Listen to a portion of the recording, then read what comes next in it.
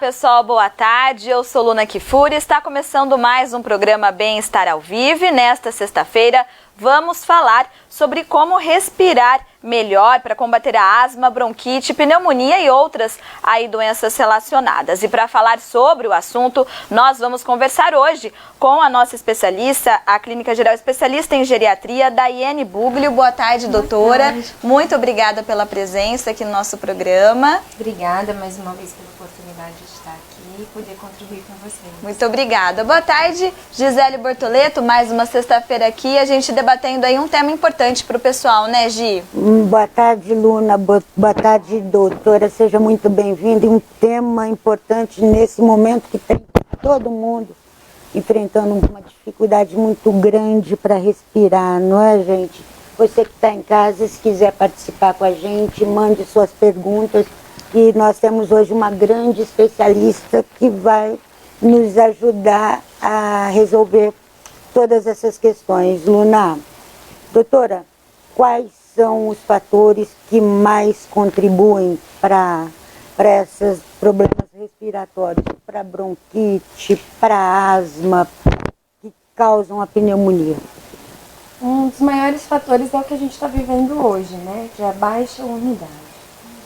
A baixa umidade do ar, ela faz com que a gente desencadeie mais facilmente do que quando nós estamos numa fase em que a umidade está melhor. Outra coisa são os fatores externos, seja o tabaco, que é o cigarro, ou você entrar num ambiente fechado com muita fumaça, a própria poeira, as próprias queimadas que acabam caindo das fuligens. São todos fatores que fazem com que a gente tenha o start para que isso seja desenvolvido. Além do que, para a pneumonia propriamente dita, a gente pode pensar também na própria baixa imunidade, né? Porque a pneumonia, habitualmente, ela é bacteriana, pode ser viral também, mas mais comumente bacteriana, pode ser fúngica também, e advém realmente da nossa baixa imunidade frente a esses agentes externos. E todas essas doenças fazem com que a gente tenha uma dificuldade muito maior para ter uma respiração de qualidade, não é, doutora? Sem dúvida, porque está relacionado diretamente ao nosso sistema respiratório, né, ao nosso pulmão. E uma dica aí que todo mundo quer saber, como que a gente pode fazer para respirar melhor, aproveitando nesse tempo, mas também no dia a dia dessas pessoas que têm essas doenças. E uma coisa que a gente estava falando também antes de começar o programa, a respeito também de crises de ansiedade, que também dificultam na respiração. Muitas pessoas têm hoje em dia, né, sofrem com isso. Como que a gente pode, quais dicas que a gente poderia deixar que estão aí no nosso dia a dia? Acho que são pontos diferentes, mas que se confluem, né? Então, assim, se nós pensarmos no clima seco hoje, nas queimadas, até porque Rio Preto, propriamente dito, nossa região é clima de deserto, né? A maior parte do nosso ano a gente passa num clima seco e quente. Então, e as noites mais frias. Então, nesse sentido, a primeira dica é umidificador de ar, né?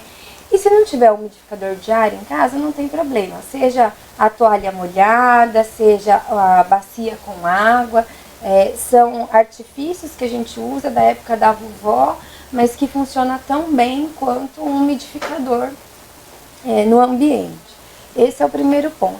E só não esquecer, para quem utilizar o umidificador, de fazer a higiene, como a gente tem que se preocupar com ar-condicionado também.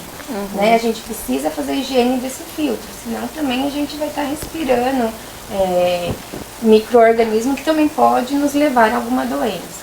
Outra coisa são os ar-condicionados, em geral, que a gente precisa sempre lembrar que precisa ser feita limpeza adequadamente, né? Ter essa manutenção, que isso também faz com que ele sugue a umidade do ar. Então, se a gente já está num ambiente mais seco, embora seja quente, a gente quer entrar num ambiente mais fresco, sim, principalmente na nossa região, mas a gente tem que se atentar que deixa o ambiente mais seco também. Outra coisa é utilizar de soro para lavar as nossas narinas, então tem aqueles puffs, ou se não tiver o puff, próprio recipiente de soro, você pode pingando nas narinas, que isso vai fazendo com que umidifique, então melhore sua respiração, diminua aquela sensação de secura que a gente sente, né? E acaba também melhorando a umidade das nossas vias aéreas. Agora, do ponto de vista psicológico, psiquiátrico, nós estávamos falando que hoje a gente tem muito, que são as crises de ansiedade, as crises de pânico, que faz com que a gente aumente não é o volume, aumente assim a nossa respiração, A intensidade. A intensidade, né? A velocidade também, a gente não termina, né? A gente começa, né? A gente hiperventila, que a gente fala, né? Isso daí, eu falo assim, que além de você procurar um bom especialista, fazer todo o tratamento adequado, existe hoje as terapias alternativas que fazem muita diferença. Então, respirar devagar, contar até 3, inspirar e expirar, né? Hoje a gente tem aí muito difundido, e eu acredito que cada vez mais será assim, que é a yoga, né? E essas terapias alternativas, que hoje a medicina integrativa está chegando, ou melhor, já chegou, mas para ficar, né? Então, seja um tai chi, seja um reiki, né? São a própria acupuntura, né? São complementos do tratamento, mas que te auxiliam também a baixar um pouco a bola, respirar, se acalmar e dar continuidade no dia. Enfim, a vida continua. Sim. Apesar dos nossos sintomas e problemas. Não pode doutora, parar, né? Essa era exatamente a pergunta da Maria Augusta Afonso. Nervoso também dificulta respirar? Muito. Aquela sensação de aperto no peito, né? Aquela angústia. É interessante como que você percebe que o paciente realmente tem pânico, né? Porque ele verbaliza, né? A sensação de morte iminente, né? Ele está sentindo que ele vai morrer. Esse sentir que vai morrer, essa morte iminente, é muito caracterizado pela crise de pânico. Vamos dar um oi também para várias pessoas que estão aqui assistindo com a gente. A Rejane Marquese Raul, Sebastião Antônio Pereira, a Maria Catelã, a Maria de Fátima Ribeiro. Obrigada por participar com a gente. Mande suas dúvidas. Doutor, e respirar bem é essencial para a nossa qualidade de vida. A senhora falou sobre yoga, toda a medicina oriental, ela destaca muito essa questão da respiração correta para manutenção exatamente da nossa saúde. A senhora mesmo falava que era uma coisa natural, instintiva, a gente não percebe. Que é igual eu estava dizendo, né? Assim, a respiração é um ato neurológico, ele é cerebral, né? Então, apesar dele ter as vias mecânicas, que é o diafragma, o pulmão, a ordem de respirar, ela é neurológica. Então, mesmo que você faça uma brincadeira de tampar o nariz, ficar segurando muito tempo, mesmo que você tenha aquela sensação que você vai desmaiar ou aquela tontura pela falta da oxigenação, você solta. Porque é instintivo nosso, é inconsciente, né? Então, o respirar é um ato inconsciente. Ninguém para de respirar porque quer, né? Pode ser que, por exemplo, existem aqueles casos dos mergulhadores, de grande profundidade. Esses sim, mas mesmo esses atletas, eles passam por um treinamento muito grande da apneia, até para ele poder neurologicamente se adaptar a esse tempo sem inalar o oxigênio, né? Um exemplo simples, mas o homem foi para a Lua, mas ele tem que levar oxigênio junto, senão ele não conquista os outros planetas, porque lá não tem ainda o oxigênio suficiente para a respiração. E para que as pessoas tenham um pouco de noção da importância da respiração, em média a gente respira 12 vezes por minuto, claro. É o que a gente chama de frequência respiratória normal. Isso são 17.280 vezes ao dia. A gente É muito respira bastante. Pelo menos deveríamos respirar. Algumas doenças, alguns fatores climáticos dessa época estão atrapalhando muito. Alguma camada mais afetada, doutora? Criança, adulto, homem, mulher, ou todo mundo sofre na mesma intensidade? Eu acho que todo mundo sofre, né? A cada um na sua intensidade.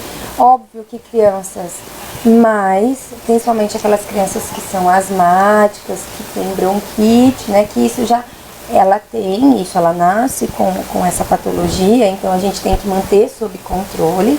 O vídeo que está na mídia, né, da Fernanda Young, tão jovem, né? Mas é assim, tem que ter o controle adequado.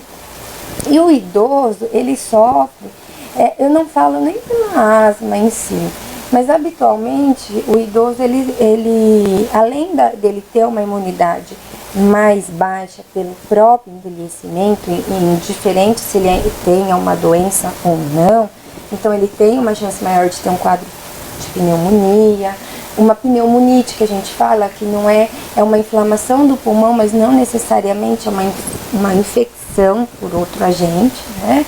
E o próprio paciente que desenvolveu uma doença pulmonar obstrutiva crônica, que é a DPOC, que a gente fala, a famosa enfisema, né, ao longo da vida, seja porque ele foi tabagista ou não, foi porque ele conviveu com fogão a lenha ou não, porque ele foi um tabagista passivo, ou seja, ele conviveu com alguém que fumava muito, mas o fato de estar seco e a gente ter essa dificuldade da umidade realmente predispõe muito mais. A Graciela Pereira, nós estamos falando de idoso, mas ela está dizendo que a filhinha dela tem 5 anos e sofre muito nessa época. Ela tem asma e chega a vomitar. Ela utiliza 3 bombinhas. O que eu posso fazer para ajudar? É a pergunta dessa mãe, a Graciela. Talvez, eu acho que natação, esporte, né? Para que ela possa melhorar a respiração dela do ponto de vista muscular mesmo. Não é nem fisiológico, né? Não só farmacológico. Eu acredito que ajudaria bastante. E as próprias inalações, né? Não necessariamente com fármacos, mas com sorinho mesmo, para umidificar essa via aérea e tentar desencadear o menos possível. Quero aproveitar, Luna, e pegar o gancho dela da natação, porque era uma coisa que nós consideramos muito importante e a gente ia tocar nesse assunto logo com a senhora, que se antecipou. A prática de esporte realmente ela é importante para auxiliar nesse sistema respiratório? Não, ela não é importante, ela é fundamental. Ela é fundamental, né? E a natação é o esporte mais completo, né? Então, ele trabalha tanto osteomuscular como cardiorrespiratório, né? Então, exercícios que fazem com que você treine o cardiorrespiratório realmente faz com que você tenha diferença e maior resistência para lidar com essas situações. Além da natação também tem outros esportes? Pilates, né? O Pilates, porque ele também trabalha respiração. Se você não fizer uma boa respiração, você não faz uma boa aula de Pilates. Sim. Né? O próprio yoga, que nós já falamos, que aí tem diversas formas, né, de yoga. Eu não sou especialista, então não vou saber falar, mas existem diversos tipos que utilizam mais, são mais rápidos, mais lentos, né? Que também contribuem, né? A corrida também, mas a corrida eu acredito que você precisa estar mais preparado cardiorrespiratório para em seguida você iniciar, para não correr risco de desencadear durante. Também tem isso. É importante também todo mundo estar atento a isso, né? E principalmente quem está correndo nas vias hoje que está super seco, né? Então hidratar muito, muito, muito, levar muita água e estar sempre tomando. Então fica a dica para todo mundo, né? Um estilo de vida saudável também é importante? Tudo contribui, doutora? Sem dúvida. A alimentação saudável, você ter uma vida saudável é fundamental, porque uma vez que você se alimenta bem, você come adequadamente, diminui o estresse, que todo mundo hoje vive com ele, né? Faz toda a diferença, porque você melhora a imunidade, você melhora a sua seu nível psicológico, então você diminui sua ansiedade, você respira melhor, né? Então, a vida saudável, o exercício físico, como nós já falamos, isso faz toda a diferença, sem dúvida nenhuma.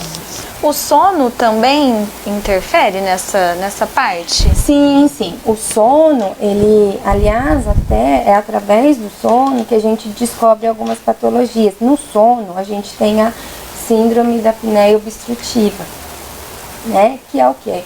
Ou é aquele que ronca, eu costumo, habitualmente, não é só esse paciente, mas para que as pessoas entendam, é aquele paciente que ronca e para de respirar, e você fica desesperado olhando, parece assim, ele vai morrer, né? Essa é a forma mais grave, né?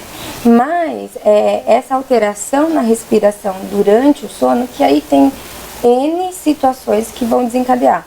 Obesidade, forma do sono, tabagismo e tantos outros, faz com que ele desenvolva hipertensão arterial, que é pressão alta, alteração de colesterol, alteração de triglicéridos, alteração de glicemia.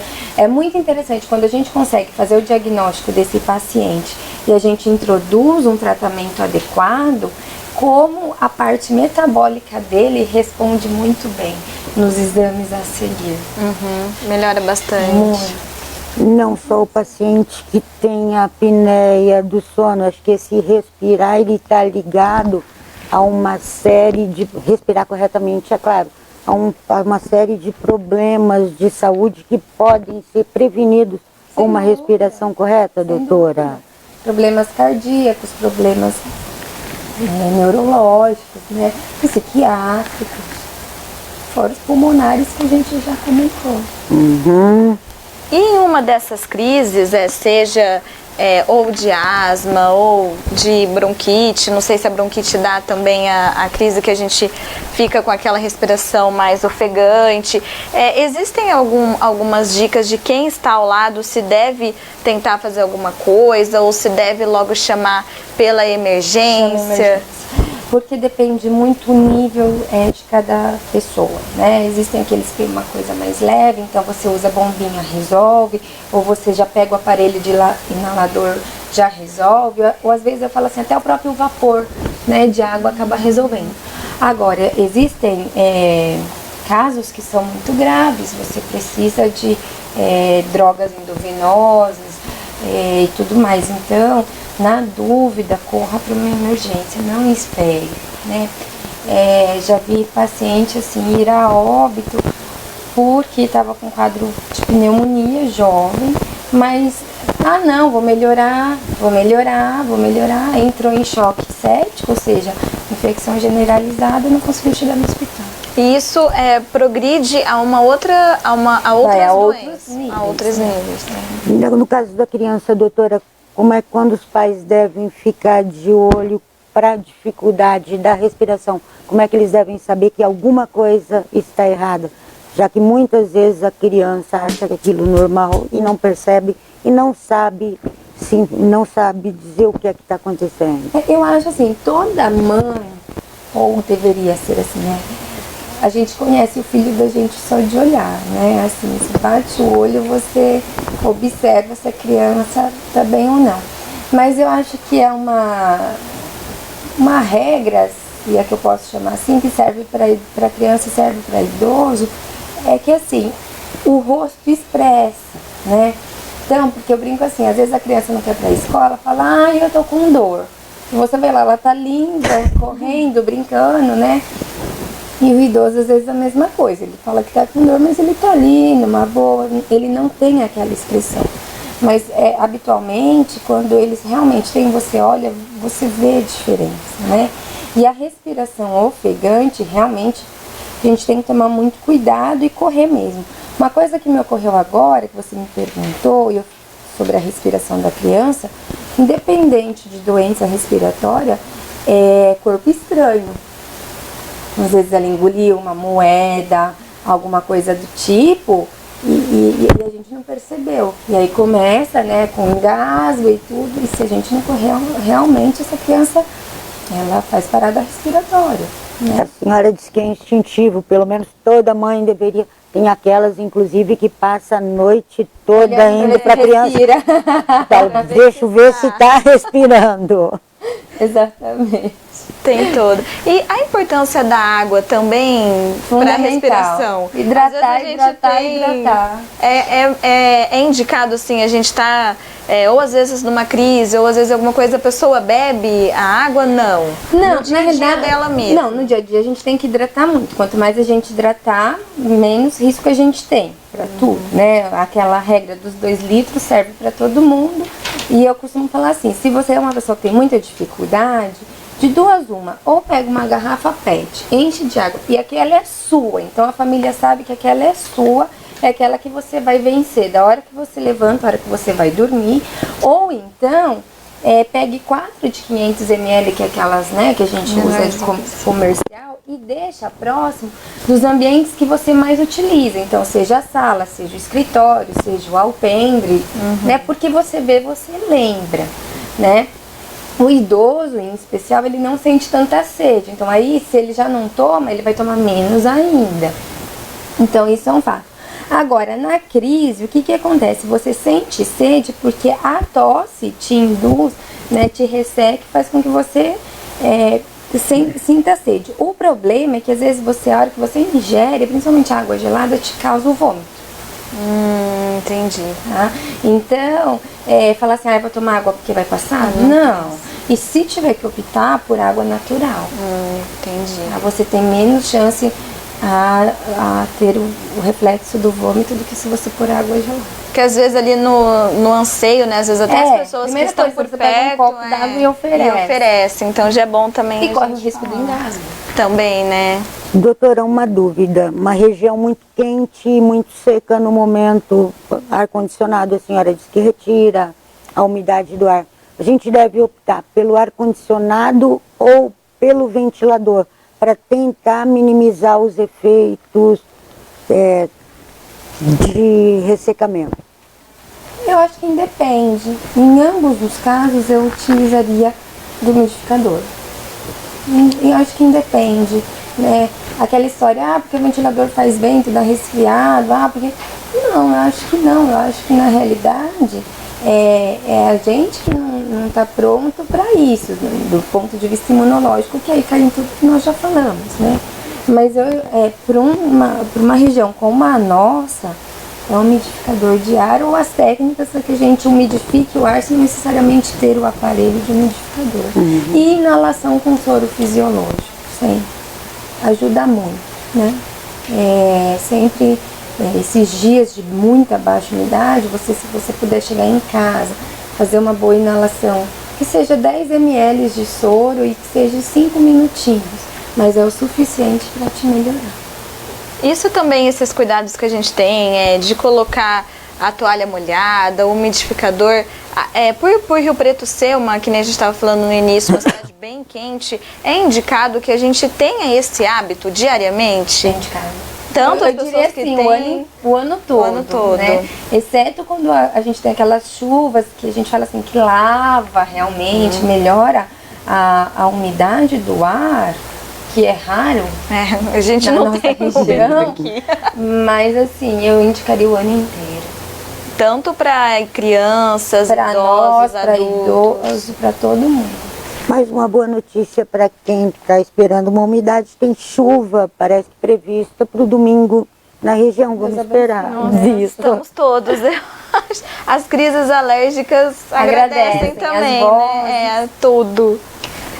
Tem mais algumas de pessoal? Dá um oi para Maria Luci Rafael, se você tiver alguma pergunta, manda para a doutora responder aqui para gente. Doutora, excesso de atividade física também nessa época é muito ruim. Muito ruim, porque desencadeia a crise.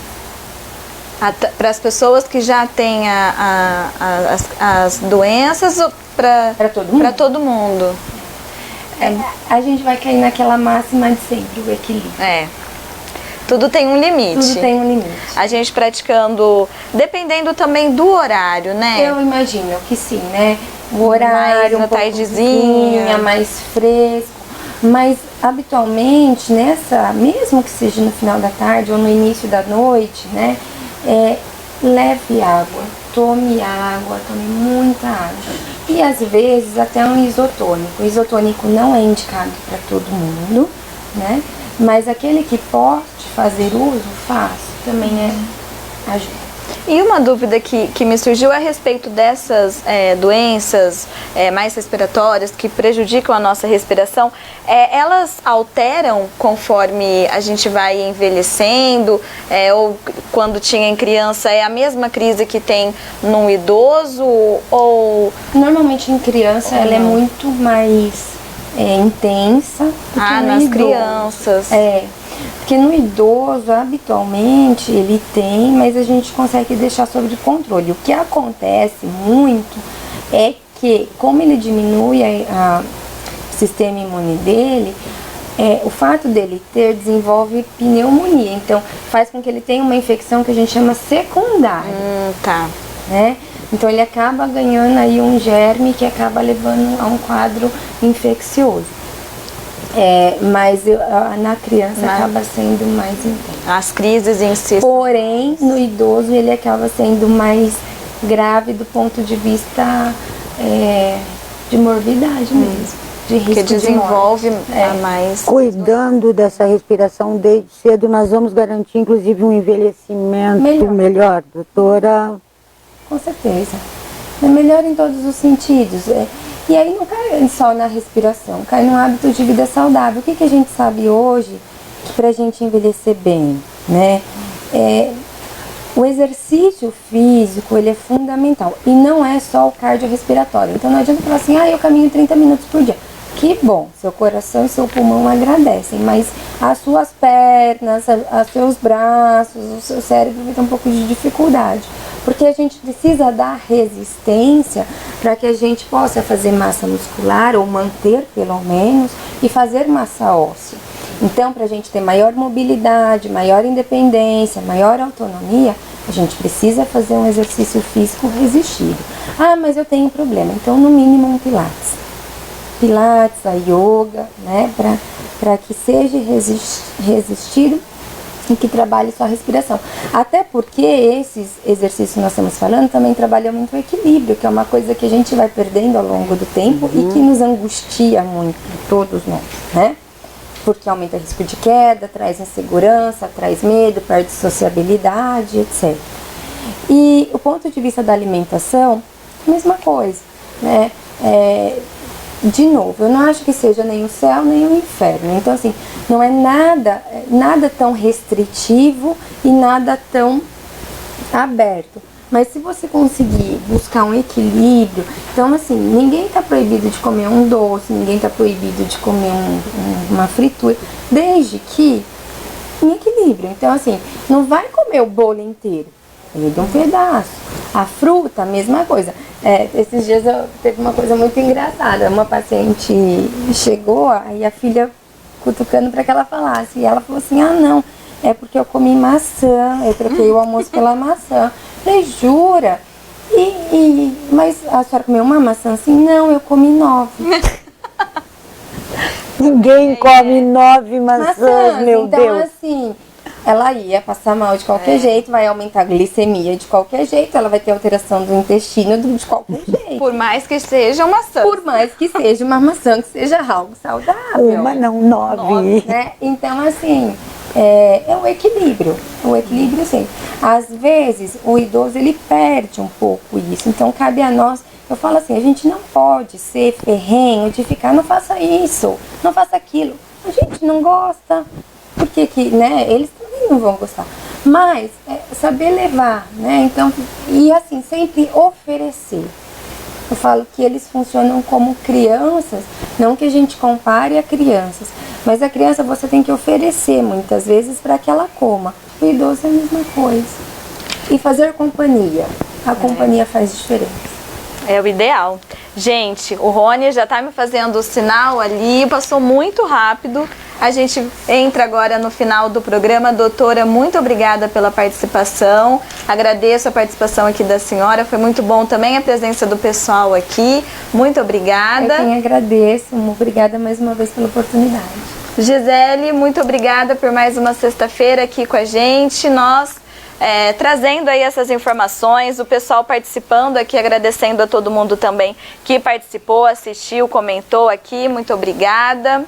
Obrigada, Luna. Obrigada, doutora Daiane, mais uma vez, sempre aqui com a gente, trazendo tanta dica importante para o pessoal que está em casa. Muito obrigada. É isso aí, gente. A gente fica por aqui. Semana que vem estaremos de volta, sexta-feira, com mais um assunto aí importante para vocês. Não percam, participem aqui com a gente. Um ótimo final de semana e até semana que vem.